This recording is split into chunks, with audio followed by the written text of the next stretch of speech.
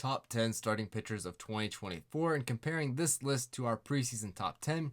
And boy, there were a ton of differences. Starting with the guys who were injured or missed major amounts of time, you got Spencer Strider, who was our preseason number 9. He only pitched 2 games. Garrett Cole was our preseason number 1, pitched 95 innings. Blake Snell only pitched 104 innings, and he was our preseason number 3.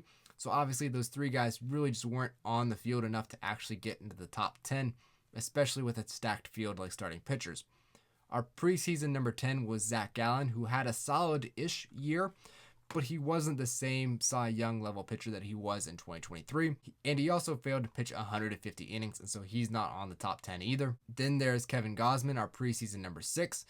But in 2024, it was really well below his standard of play, as he had a 3.83 ERA, and that's just not what we want or have come to expect from Kevin Gausman. Yamamoto was our preseason number 8, but he pitched just 160 innings, missed some time. Also, wasn't super dominant when he was on the field. He was solid, but the strikeouts just weren't there for him, and a whip of 1.1 isn't going to pick up for that, and that really kept him out of the top 10 as well.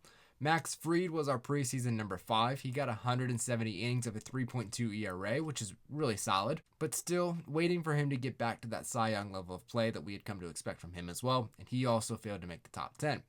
But now, let's actually get to the real top 10 of 2024. And the number 10 starting pitcher was Logan Webb, our preseason number 7. And really, Logan Webb at this point just has to be labeled Mr. Consistent. He rarely gives up home runs, he pitches a ton of innings, and he just carries the San Francisco starting pitching staff. Number 9 was Corbin Burnes, our preseason number 2. Great year for Burnes. Interestingly, the WAR wasn't very high for him. He gives up a lot of home runs, and it wasn't his most dominant year in terms of strikeouts either, but a very solid season. Then number 8 is Cole Ragans. His first full year in Kansas City was absolutely great for him and really just as good as the second half of last year. He had a 3.14 ERA plus a ton of strikeouts. Then the number 7 spot goes to Dylan Cease, also was a massive strikeout pitcher. Both Cease and Ragans do walk a lot of hitters though, and that held them down a little bit here. Number 6 is Logan Gilbert, who pitched over 200 innings, had a 3.2 ERA, and another big strikeout pitcher.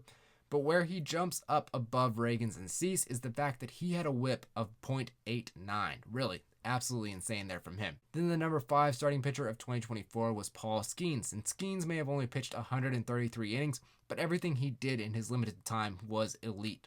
Then at the number 4 spot, we have Seth Lugo, who pitched a full 200 innings and racked up 16 wins with a flat 3 ERA, so very solid breakout year from Seth Lugo. Then at the number 3 spot, we have another Mr. Consistent, and that is our preseason number 4, Zach Wheeler. And he's not just consistent, he's consistently great. He pitched 200 innings, a 2.6 ERA, a whip under 1, and 224 strikeouts, not far behind the 2 guys who actually won the Triple Crown. And of course, those 2 guys have to be the top 2 pitchers this year. And so, of course, the number 2 spot and the number 1 spot go to Tarik Skubal and Chris Sale. And I really don't know who to give it to, as they both had 18 wins, 2.39 and 2.38 ERA, 228 and 225 strikeouts.